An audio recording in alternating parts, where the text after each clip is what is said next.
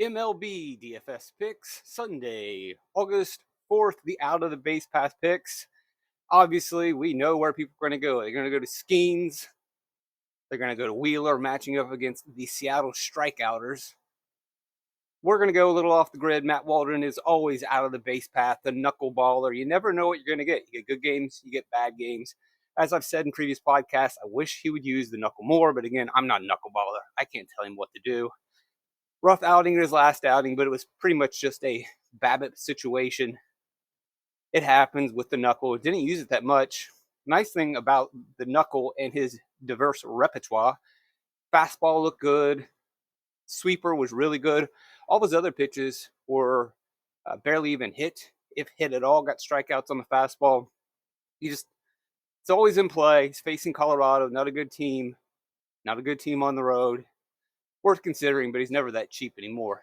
Tobias Myers, always talking out Toby. I don't need to run through his career, but since I've been discussing him a lot, since he hit the rotation about a month or so ago with Milwaukee, and even when he was in relief work, he was looking good, got his control under his belt, and has been very strong. He's not cheap, but you're getting him in a good matchup against Washington, 138 ISO, below average WOBA, below average WRC plus, good fastball.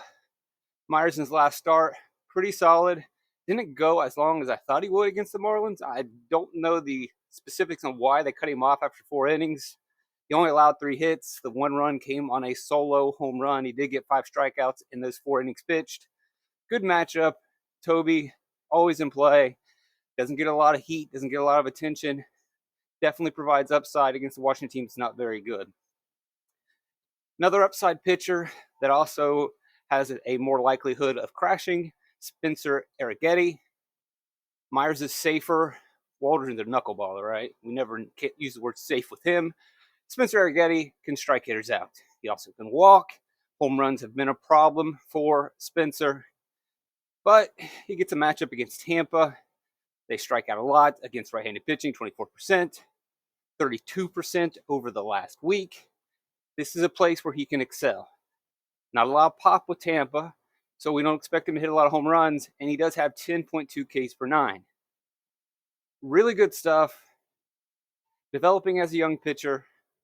It's going to take some time, but this is a game and a matchup where he definitely is going to be in play. A lot of pitchers on the slate, so you don't have to take this risk, but there is the possibility that he could strike out 10 Rays in this game. We've seen the Rays strike out to basically everybody.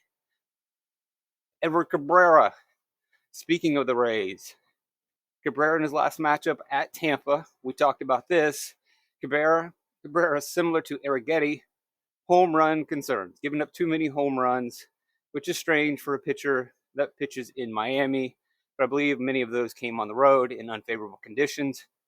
Cabrera is a number 3 prospect, top 100 overall.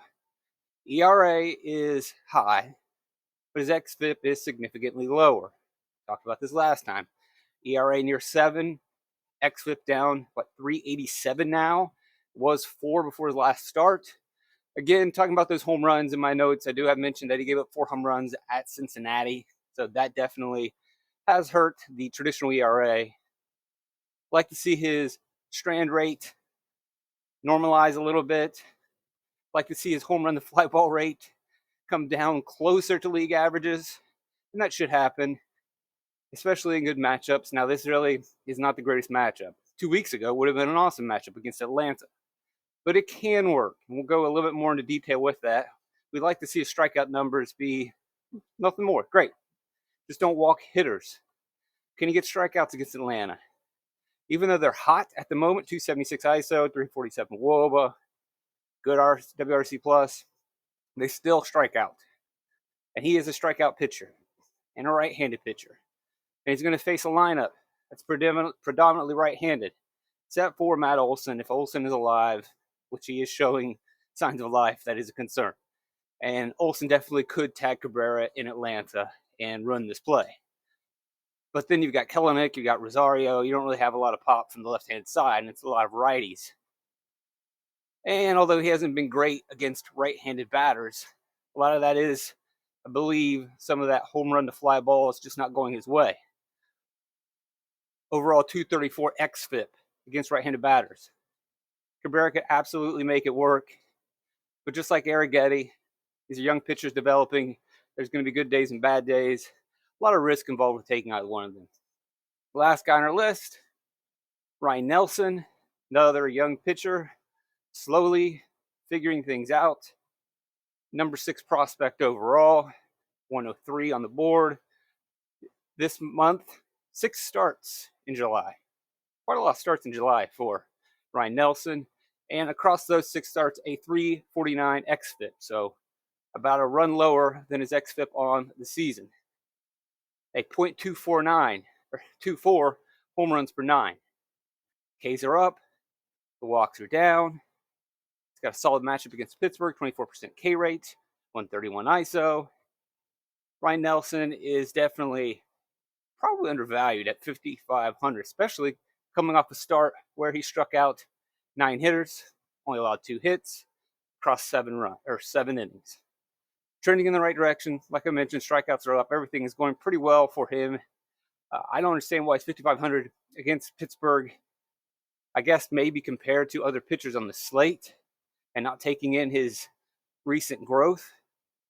Last year he's good as a rookie, better this year, improving, really starting to show the prospect status that he had earned, right? Number 6, 103. That'll do it for today in terms of going off the path. That's about where all I would go.